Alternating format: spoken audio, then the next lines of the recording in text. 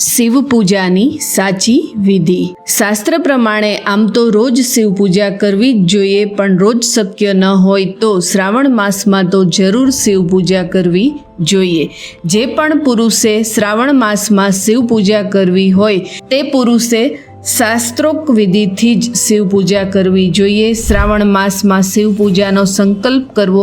જો આખો મહિનો પૂજા ન થઈ શકે તો દરેક સોમવાર અને શ્રાવણ મહિનાની અમાસે જરૂર શિવ પૂજા કરવી। શિવ પૂજા કરનાર વ્યક્તિએ સૌથી પહેલા વહેલા ઉઠીને સ્નાન કરવું। સ્નાન કર્યા પછી ઊનનું કે સફેદ વસ્ત્ર ધારણ કરવું।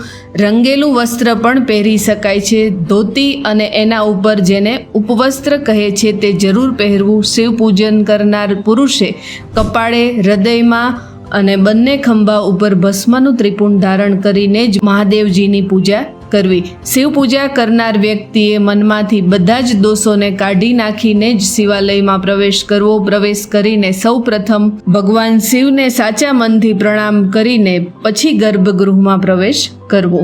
આવતા બીજા વિડીયોમાં આપણે જોશું કે શિવ પૂજા કેવી રીતે કરવી। ઓમ નમઃ શિવાય।